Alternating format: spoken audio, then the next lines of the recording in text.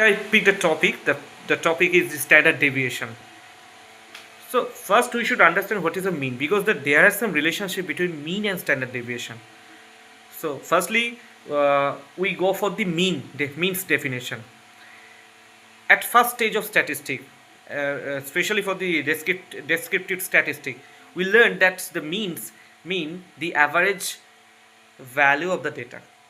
So how can you calculate the means formula that we taught? Even we learned that sum of the scores divided by number of scores. And then we move to the topic, the standard deviation. Why it has relationship, how it has relationship, you ask how. So let's see.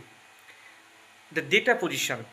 Standard deviation means the data positions from the means point, the location of the data from the means point. So suppose the data closely exists around the mean, that's mean this we say lower standard deviation, because the data's position closely exists around the mean point. This is the main point and this is the, so and I put the image my backside, you can see and understand what I want to say. Okay, so see the picture behind, back up on me and just listen my lecture. So and you can relate that, so and easily understand that what I mean. So what was the topic mine? The lower standard deviation. Yeah, so that's mean the data's location and how much data closely exist with the means point. When the data closely exist and located around the means point, this we say the lower standard deviation. And what about the higher standard deviation? I think this is the opposite direction.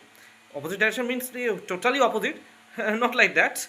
When the data when it have been existed from the long range, from the means point, that's mean like this, the data's location too much far away from the means point. So this is the this we say the higher standard deviation, because the deviation is too much high range. Okay, and what are the formula? Because it has two formula for the standard deviation. One is for the population mean and other for the sample mean. Population mean, that's mean the what kind of formula for that? Firstly you do the sigma sign, then is equal to root over is important and very much necessary for this formula, especially for the standard deviation. So you must do this. So firstly root over sigma is equal to root over summation, then you do bracket, then the value of the data minus population mean whole square divided by n. N means the number of observation, and this is common. Root over the number of the values and the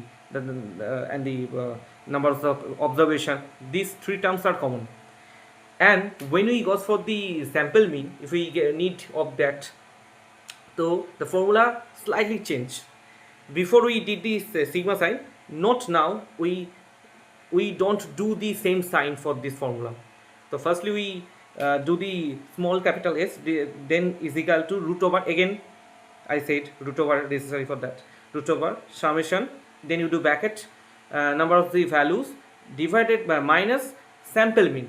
Then now we write the sample mean, because we need to result of sample mean to the standard deviation formula. So that's why you do that.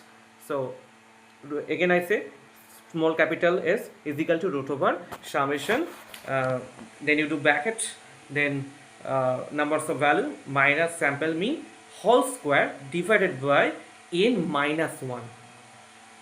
Now you understood what I mean. So this is the two formula for the standard deviation. Depends up to you what you need to do. Okay, and what you wants to do, what you wants to get this. Okay, so I think you got that. This is the short version of the standard deviation. Thank you.